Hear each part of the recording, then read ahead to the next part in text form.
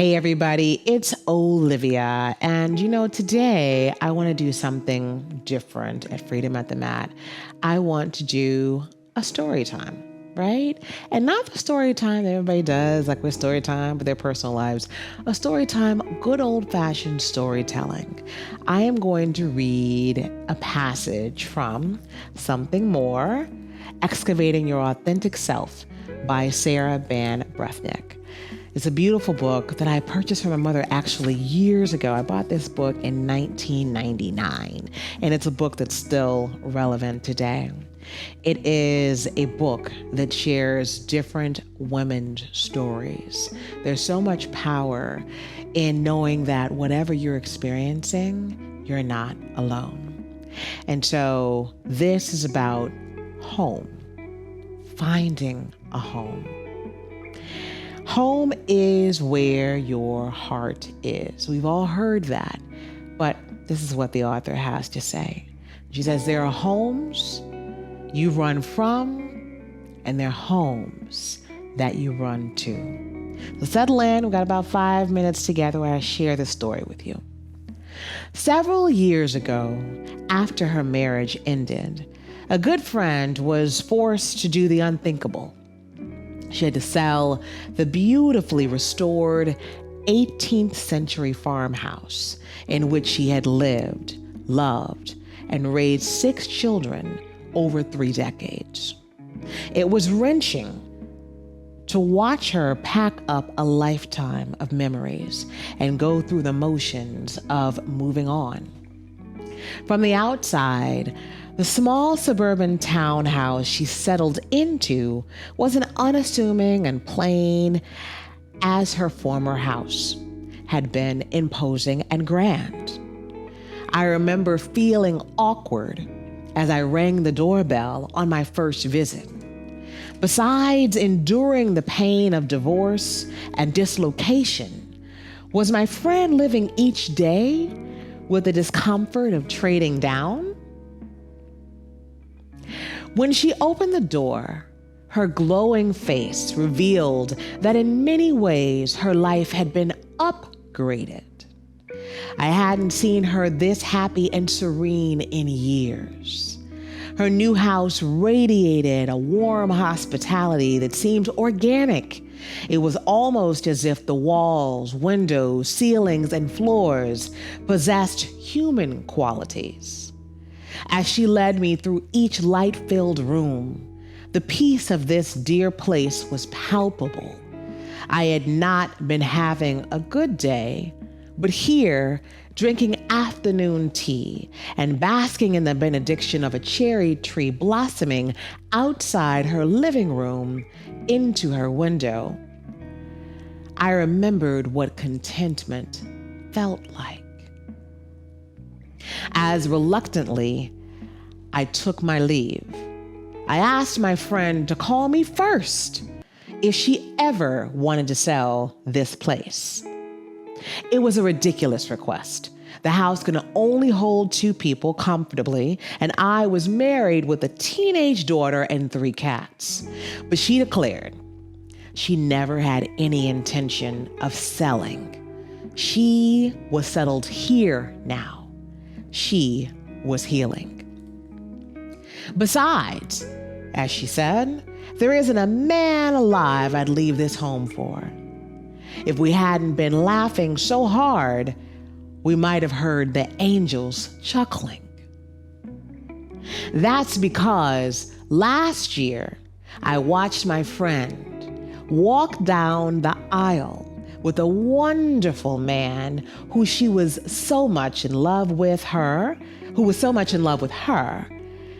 that after they were pronounced man and wife, he flashed a victory sign to the congregation. And only a few weeks before, following a legal separation from my husband, I'd moved into her old place and set about transforming it into my own personal sanctuary. Now, when I glance back at my gratitude journal over the last year, I'm astounded at how frequently my beautiful home appears there. She has it in quotes, her beautiful home.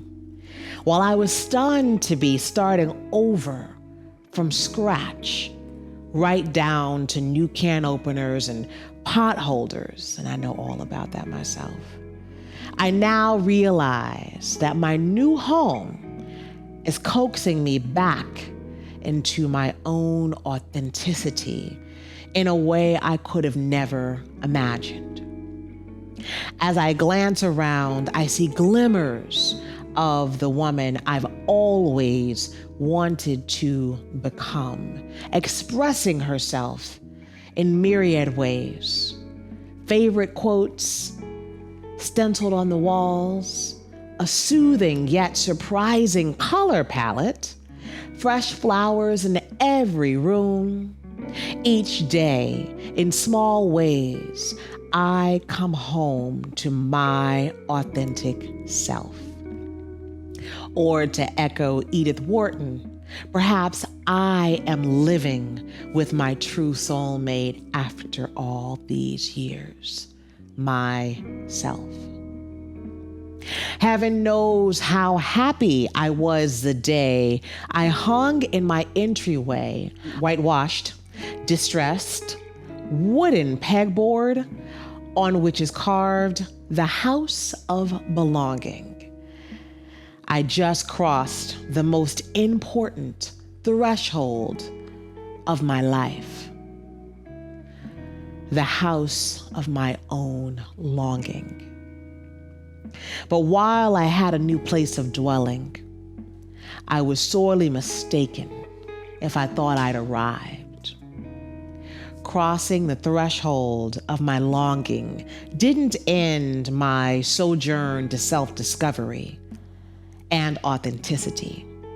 It only deepened and intensified it. Suddenly, there was no longer any one person standing in my way to happiness, at work, at home, or in the world. Not even me. There were no more excuses, no one to blame, no more mitigating circumstances, no more copping a plea or copping out. There was no more shrugging my misery onto anybody else's shoulders.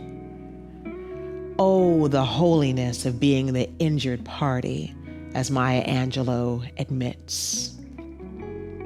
The unvarnished, the naked, and the unforgiving truth was, if I wanted something more in my life, and I did, it was up to me to find it, to find out what it was, and to go after it. You see, I've been saying for a while, no one's coming to save me. If there's something that I desire, I, in a co-creation with God, need to shift towards it. And I invite everyone here today who is looking without to look within.